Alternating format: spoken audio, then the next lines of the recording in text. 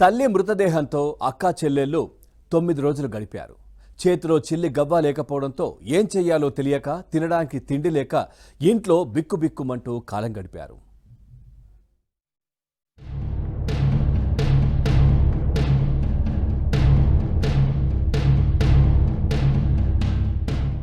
హైదరాబాద్లో హృదయ విదారకమైన ఘటన చోటు చేసుకుంది.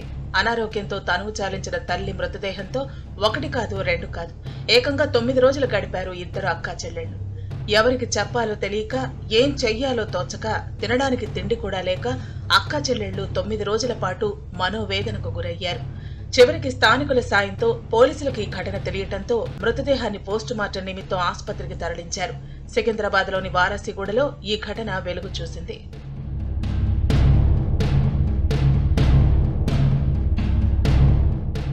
తండ్రి చిన్నతనంలోనే ఇంటి నుంచి వెళ్లిపోవడంతో ఇద్దరు ఆడపిల్లలకు అన్నీ తానే అయింది ఓ తల్లి.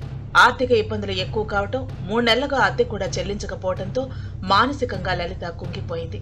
చివరికి జనవరి 22న తీవ్ర అనారోగ్యంతో లలిత మృతి చెందింది.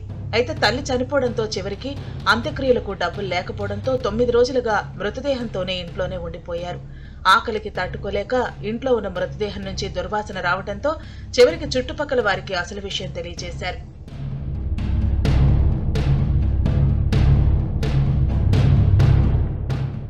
వారసిగూడ పోలీసులు అనుమానాస్పద మృతిగా కేసు నమోదు చేసి దర్యాప్తు చేస్తున్నారు. తల్లి మరణించిన తర్వాత ఇద్దరు కుమార్తెలు కూడా ఆత్మహత్యకు యత్నించారు. జనవరి 3వ తేదీన సూసైడ్ లెటర్ కూడా రాసినట్లు పోలీసులు గుర్తించారు.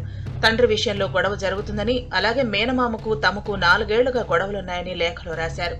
అక్కా చెల్లెళ్ల మానసిక స్థితి కూడా సరిగ్గా లేదని స్థానికులు తెలిపారు.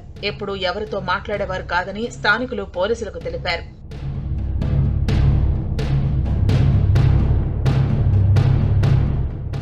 దర్యాప్తులో భాగంగా అక్కా చెల్లెళ్లు రవళిక, యశ్వితను పోలీసులు విచారిస్తున్నారు. మృతురాలి సోదరుడికి సమాచారం ఇచ్చిన పోలీసులు అంత్యక్రియలు నిర్వహించేందుకు ఏర్పాట్లు చేశారు.